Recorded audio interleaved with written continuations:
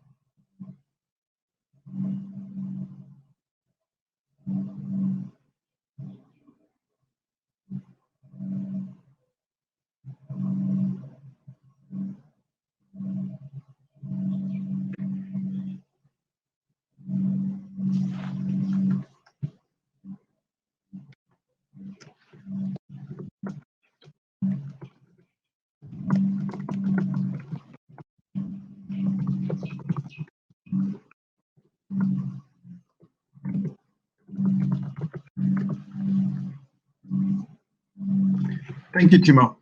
I think we're all aware of the trends currently shaping the automotive industry, which are mainly anchored on connectivity, autonomous driving, shared services, and electrification of vehicles. A growing wave of technology-driven mega trends is redefining mobility. The next decade will see a range of innovative headwinds shift the dimension of mobility towards a new horizon. So we do know that because people want connectivity, it has its benefit as well as we go through autonomous driving, shared services, or be it electrification.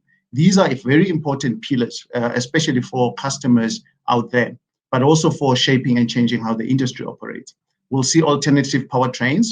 We'll also see electric vehicle advances and popularity of on-demand service access, which have been the trends that have actually started developing in our local market. As Nissan, I think it's quite clear, if we move to the next slide, that our global vision and objectives have been around the issue of moving people to enriching people's lives and moving them into a better place through our goals of ensuring that we've got zero emissions and zero fatalities. And these objectives or goals are mainly achievable purely because of our realization that it is important that not only do we have solutions with regard to electrification, which will help in reducing emissions, but also that we introduce vehicle technologies that will allow, or what we call vehicle intelligence, that will actually allow vehicles to be able to operate in that particular space. If we move to the next slide, we see this as being something that we can do with full strength of Nissan Intelligent Mobility. Next slide, Timo, thank you. And Nissan Intelligent Mobility is anchored on three pillars, one being intelligent power, which is quite important because that is where the technologies of electrification or electric vehicle engines or powertrains, as well as what we call e-power technology, are actually anchored. And that's about driving experience. As we will all know, if you've ever driven an electric vehicle, it's quite an exhilarating drive. It actually is quite fast. It moves, you don't hear the sound, but the thing moves like a bullet train. The second pillar, which is quite important for us, relates to intelligent driving. And that is about the various technologies that we introduce in the car, which are core in giving a customer full confidence and comfort in driving. Thereby no anxiety while you're driving and experiencing the car. And the last one, which is quite an important pillar as well, and which is where my conversation or talk today will relate to, is around intelligent integration. And integration is quite important because that's where connectivity is at the core of what customers want to experience, but what customers now expect in their lives, because we are now a society of connected people, and we want to stay connected irrespective of where we are, be it while you're driving or be it on holiday, wherever you are, you just want to stay connected and be able to then move on to do what you need. So if we move on to the next slide. Currently, electric vehicles, as Mike Mabasa also presented earlier on, electric vehicles constitute a small fraction of the total global automotive sales. And we know that the global share of electric vehicles is expected to increase as governments around the world change regulation that ramps up incentives to encourage adoption of electric vehicles. Strict emissions and fuel economy targets at both national, state, as well as internationally and at city levels are expected to continue, which will also drive the need to have them. But for us to move to zero emissions, we believe quite strongly as Nissan that this can only be achieved through electric vehicles or what we call e-power technologies. If we move to the next slide, please. Zero fatalities, on the other hand, is something that we believe we can achieve if we use the other two pillars, which is intelligent driving as well as intelligent integration. And we know that the increased technological complexity around vehicles is what will actually drive this progression. I think the progressive evolution, of automotive technology promises greater safety benefits through autonomous driving, because vehicles will be connected. Most of the fatalities or accidents that we experience have a lot to do with human error or more people becoming fatigued while they're driving. But if we have autonomous driving, this will allow for a future of mobility where there is less intervention from a human perspective and could lead to driverless cars as a reality. Autonomous driving offers significant benefits such as increased safety, as I indicated, time saving, because I can work while I'm driving or moving from one place to the other, mobility for non-drivers, which is quite important. As we know, as people get older, it's quite important that they're also able to move around and decreased environment harm, thereby reducing transportation cost. So if we move to the next slide, it is therefore important that we realize and recognize that we do need to have a connected or interconnected ecosystem for electric vehicles, which will cover not only the environment that you operate within or the grid system or offering into the energy system, but we also need connected services. We need to be able to charge. We need to be able to store this power and be able to then reuse it where possible. And it is therefore important that we create an ecosystem for electric vehicles to be able to work and actually deliver for our society a future whereby we have zero emissions. So if we move to the topic of today, which has to do with COVID-19, I think as Nissan, we went through a time where we were expecting 2020 to be a year that is quite buoyant as we launch our Nissan Next strategy. However, we know that the outbreak of COVID has challenged traditional modes of mobility and highlighted the need for innovation and agility, particularly in the automotive industry. While the economic impact have slowed down business activity for manufacturers, it has created an opportunity for the industry to transition towards sustainable mobility and also look at green economy solutions. According to a survey, I think by Statista, the global automotive industry expects to sell 60 million automotives or cars in 2020. It's a dramatic decrease of almost 20% if you compare to last year. This is due to a slowing global economy and the advent of the coronavirus pandemic in all key economies. So it's quite important, therefore, that we look at solutions to be able to then allow customers to be able to still continue buying cars and engaging with us as manufacturers. So if we move to the next slide. If we look at South Africa, this is a study which is done by Ipsos, and during the COVID, we've noticed that South African digital adoption has actually shifted a lot during this particular period. 5 years ago, for example, 50% of South Africans had no access to internet.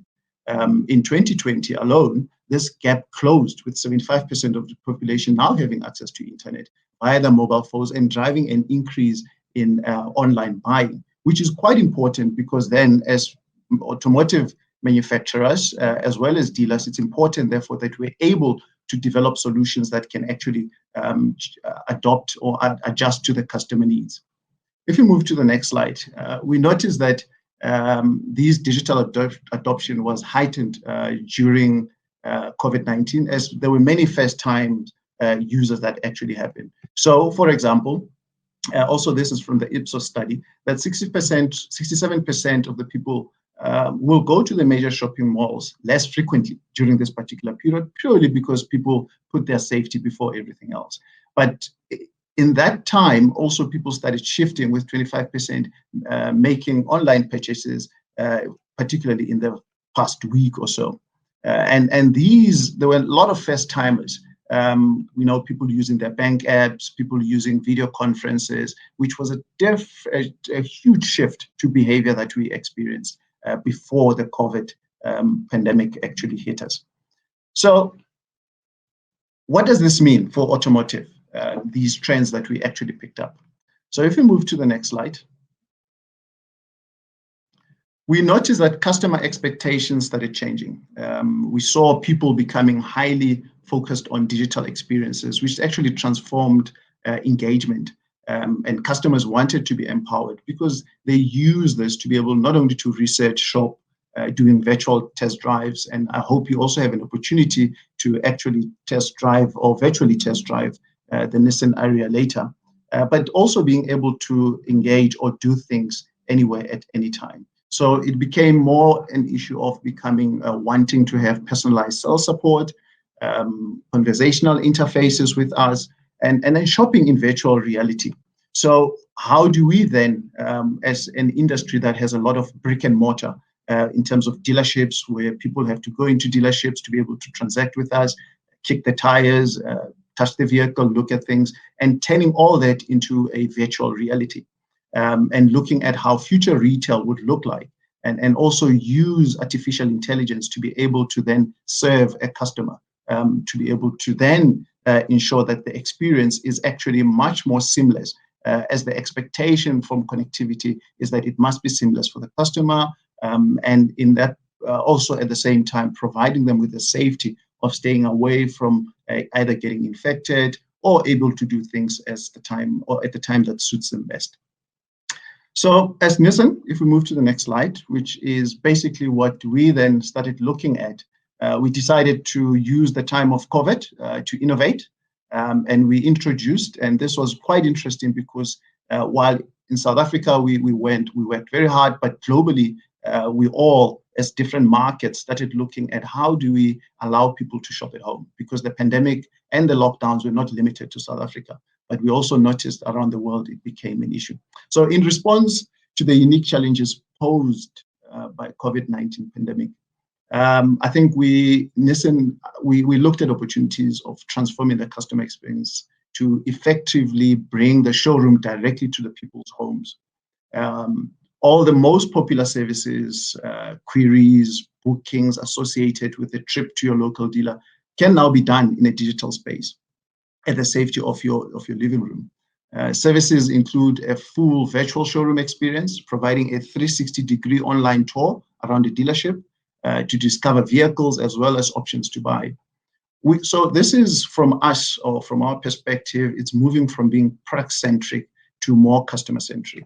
To build, from a brand perspective, differentiation that requires a transformation and customer purchase journey that is actually more suiting to customer rather than us as manufacturers. So it was quite important, and I'd like to ask Timo to go to the next slide. And I think this video we will are best, back, but in truth, we never left. Even behind closed doors, we were innovating and developing ways to bring our worlds together, because being close to you is what moves us and drives us forward. We bring you Shop at Home by Nissan, a portfolio of exclusive digital customer services wherever you are. Our world has changed. And now, we will change yours. Start experiencing a new level of services designed just for you. Discover Shop at Home.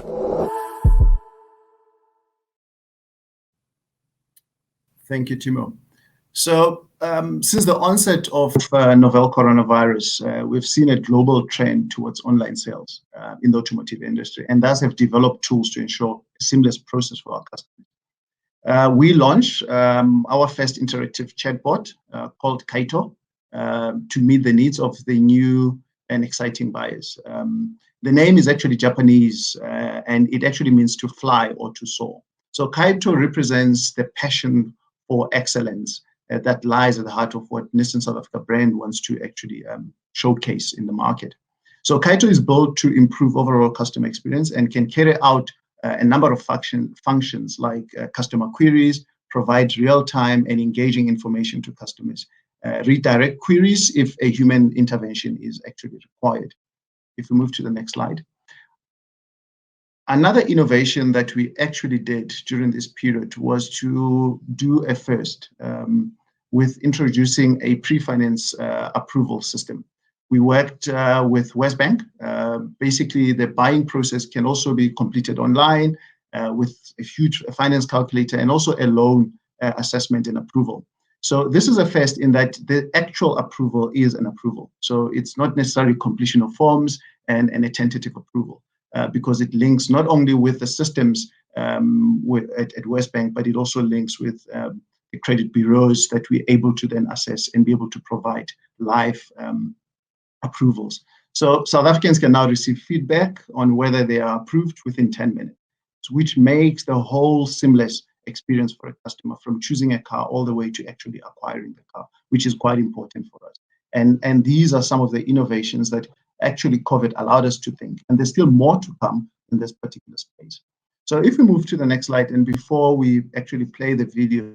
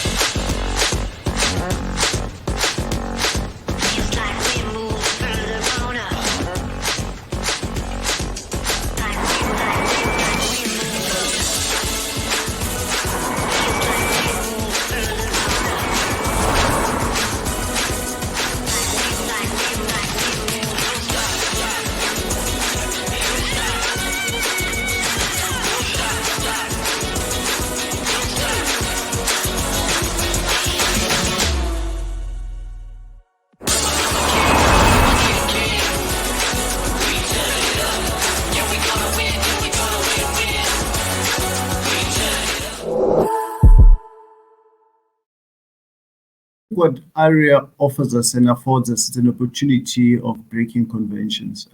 I think in marking a key milestone in Nissan Next transformation plan, we unveiled the all-new ARIA in July. The all-new crossover demonstrates Nissan's commitment to meeting customer demands for new electrified, autonomous, and connected technologies. I think ARIA is the icon of Nissan Intelligent Mobility, fulfilling all the three pillars, which I spoke to about earlier, being intelligent power with a new electric vehicle platform, intelligent driving, which is pro-pilot technology, and a full suite of safety and technology features, and intelligent integration, which is the connectivity with the world outside the vehicle. So we are going to break conventions, and we are very much in support of driving a future where we will have zero emissions and ensuring that we bring technologies, not only from powertrains perspective, but also technologies from an autonomous driving perspective that will allow for a much safer environment for our children and the coming generations. Thank you. Kabelo, one of the things going back to the ARIA that we're actually offering through this conference is that you can virtually test drive it. Can you give us a short kind of, summary of what that experience is like? I think it's an awesome experience. One, because we, as people that own vehicles, we always go to a dealership and drive a vehicle. But it's quite amazing that a lot of that experience, you can also have it in a virtual space, because the experience is in the memories that are created.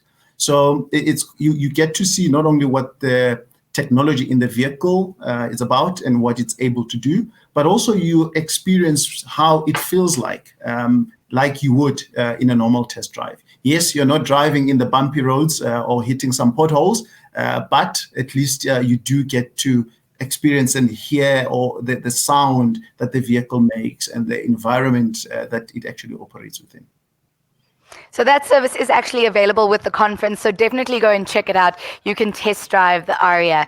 We've got a question coming through here saying, in light of interconnected systems, what's Nissan doing in facilitating vehicle to grid to address battery degradation costs, and V2G make financial sense? Does V2G makes financial sense by engaging energy? Sorry, okay. I can't see the end there.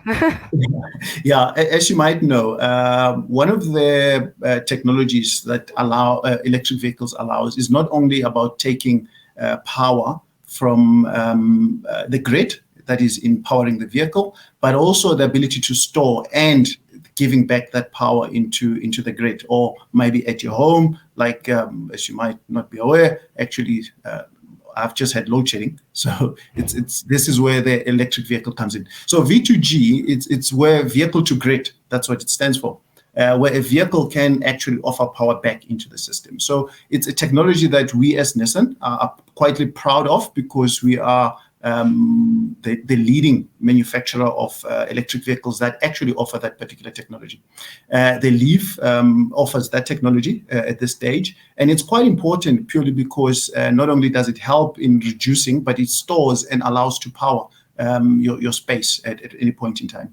If you look at batteries, batteries generally would have a life and also a second life, and we use them in powering sometimes, like we have in South Africa, a school in Soshanguve called Philadelphia Secondary School, which we actually power using solar as well as a